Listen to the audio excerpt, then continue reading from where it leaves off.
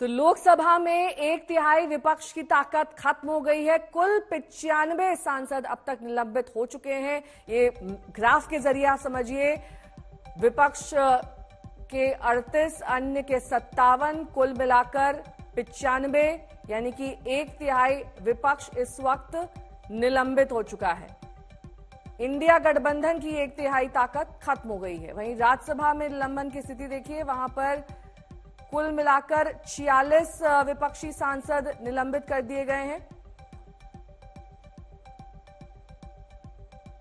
हिमांशु मेरे सहयोगी जुड़ गए हैं तमाम जानकारी के साथ। हिमांशु, देखिए, जिस बात को हम सुबह जिक्र कर रहे थे कि अगर लगातार इसी तरह से हंगामा होगा, वेल में आप जाएंगे तो आप तो निलंबन की कगार पर दोबारा पहुंच जाएंगे, बहाली की तो बात दूर ही रह जाएगी। देखिए, मुझे नहीं लगता कि अब बहाली हो पाएगी नेहा, क्योंकि आज 19 तारीख है और अब जो है लगभग 4 ही दिन का जो है वो समय रह गया है संसद के सत्र को लेकर। और बहुत ही इंपॉर्टेंट बिल है। सरकार चाहती है कि जो महत्वपूर्ण बिल हैं उनको संसद के इसी शीतकालीन सत्र में जो है वो पास करा लिया जाए, लेकिन विपक्ष की जिस तरीके की मांग है संसद की सुरक्षा को लेकर, गृह मंत्री जवाब नहीं देंगे, इसको लेकर सरकार ने अपना एक मन बना लिया है। और उन्होंने कहा कि स्पीकर, क्योंकि संसद के कस्टोडियन हैं, उन्होंने अपनी तरफ से एक स्टेटमेंट जो है सदन को दिया है और आश्वासन भी दे दिया है कि सभी सांसदों की सुरक्षा की जिम्मेदारी उनकी है और सभी सांसद सुरक्षित हैं। अगर सुरक्षा को लेकर कोई भी कड़े कदम उठाने होंगे वो उठाए जाएंगे।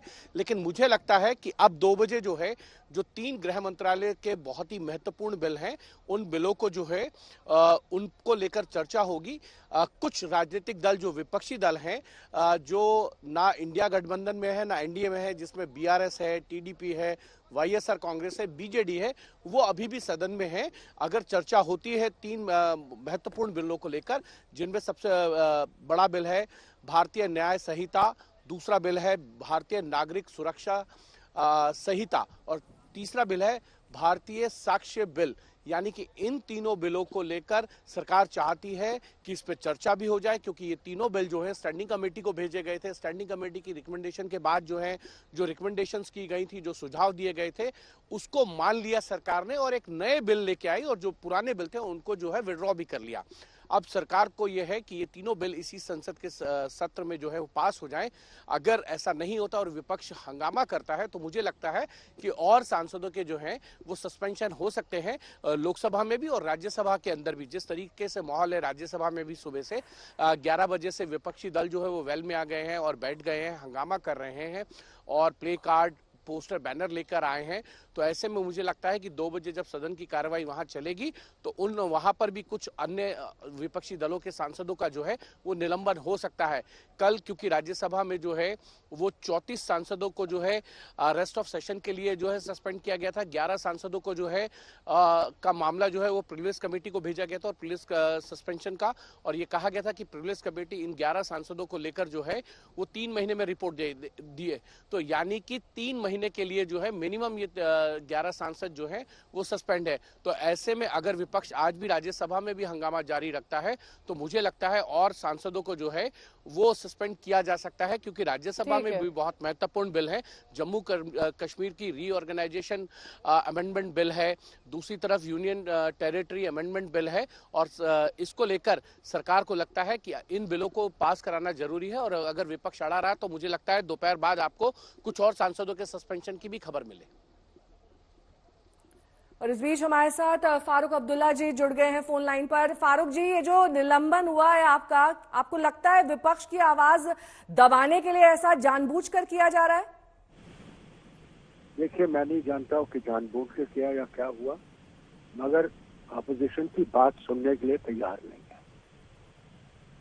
और अपोजिशन की बात इसीलिए हम कर रहे थे, जब उन्होंने 13 को सस्पेंड किया, हमने कहा भैया ये गलत किया, इनको वापस लाइए, हाउस में ये बात कर सके।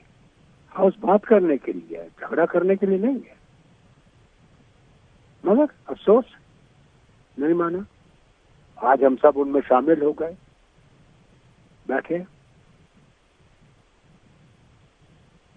पर इससे आपके नंबर्स भी तो कम हो रहे हैं। अगर 1 तिहाई लोकसभा में सांसद कम हो गए, यानी कि विपक्ष की आवाज कम हो गई। और जहां तक फारूक जी नियमों का सवाल है, वेल में जाना भी तो गलत है। ये नियमों की अनदेखी है। देखिए, मैं आपको बताऊं ना, पहले भी हमारी आवाज कौन सी सुनाई गई, 2/3 मेजोरिटी में बैठे हुआ है,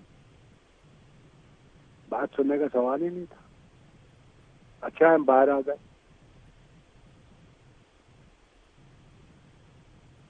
लेकिन फारूक जी, बाहर भी जो आज प्रदर्शन हुआ, पहले से ये कहा जा रहा था कि हम गांधी प्रतिमा के सामने प्रदर्शन करेंगे ताकि सांसदों की बहाली हो सके। अब ये मांग तो एक तरफ रह गई और ज्यादा सांसद आज निलंबित हो गए, यानी कि आप पर तो प्रहार पर प्रहार ही हो रहा है। सारा ऑपोजिशन बाहर आ जाएगा जी, ये वैसे भी चला लेंगे, 3 दिन रह गए।